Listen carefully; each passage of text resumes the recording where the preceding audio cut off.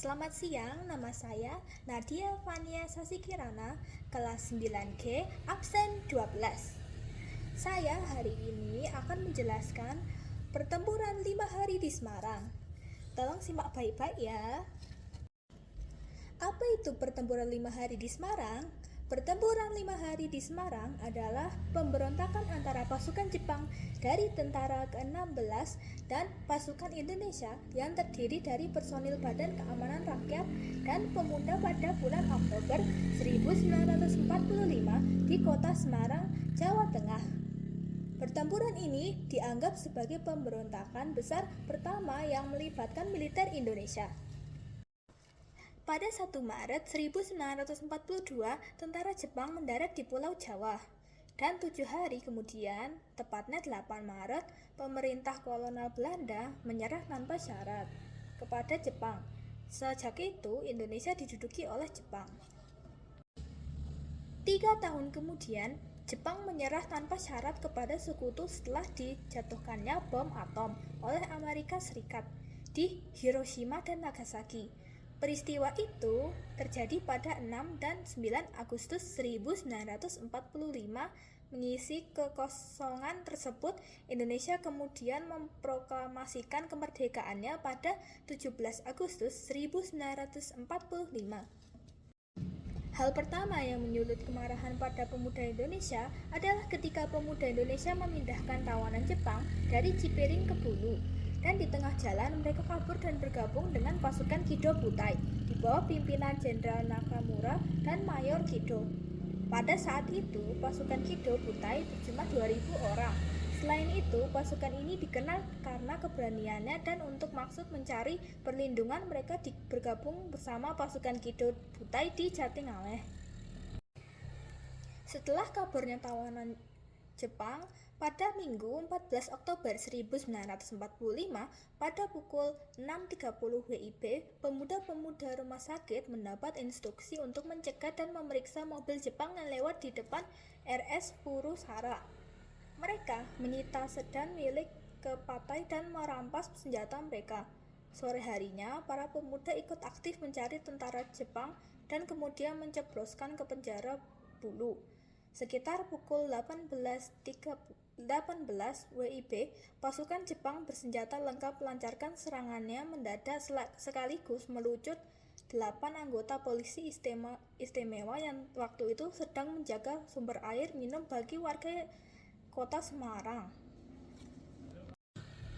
Sebagai kepala RS Purusara, sekarang RSUD Dr. Karyadi, Dr. Karyadi berniat memastikan kabar tersebut. Selepas maghrib, ada telepon dari pimpinan rumah sakit Purusara yang memberitahukan agar Dr. Karyadi, kepala laboratorium Purusara, segera memeriksa reservoir Sirinda karena berita Jepang menebarkan racun itu.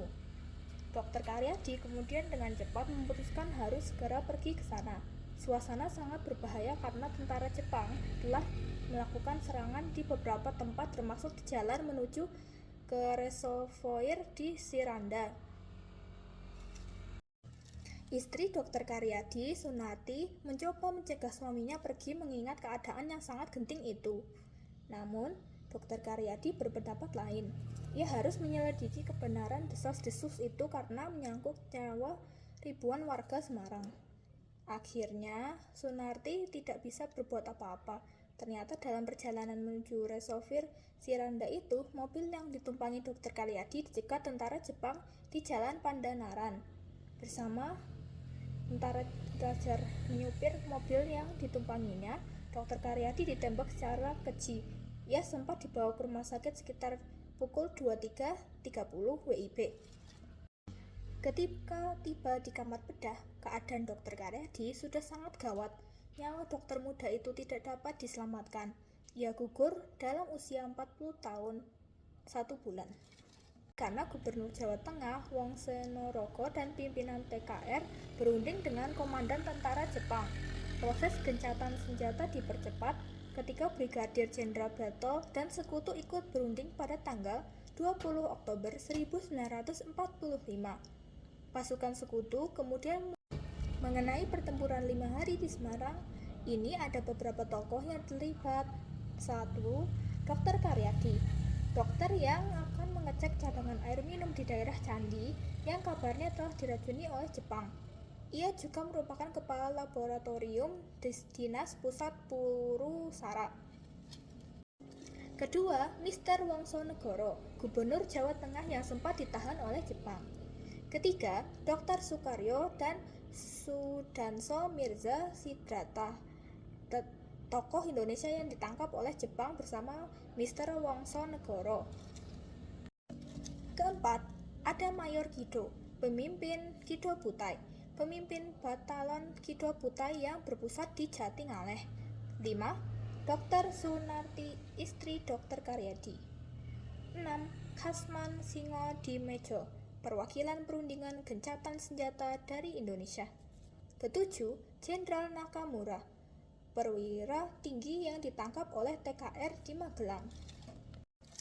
Untuk memperingati pertempuran 5 hari di Semarang, dibangun Tugu Muda sebagai monumen peringatan. Tugu Muda ini dibangun pada tanggal 10 November 1950. Diresmikan oleh Presiden I.R. Soekarno pada tanggal 20 Mei 1953, bertepatan dengan peringatan Hari Kebangkitan Nasional. Desain tugu dikerjakan oleh Salim, sedangkan relief pada tugu dikerjakan oleh seniman Hendro. Bangunan ini terletak di kawasan yang banyak merekam peristiwa penting selama 5 hari pertempuran di Semarang, yaitu di pertempuran antara Jalan Pemuda, Jalan Imam Bonjol, Jalan Dr. Sutomo, dan Jalan Pandanaran. Dengan Lawang Sewu, selain pembangunan Tugu Muda, nama Dr. Karyadi diabdikan sebagai nama salah satu rumah sakit di Semarang. Sekian yang akan saya bicarakan hari ini. Mohon maaf jika ada tutur kata saya yang salah, dan maafkan saya jika terjadi kesalahpahaman atau kurang benarnya perkataan. Terima kasih. Selamat siang.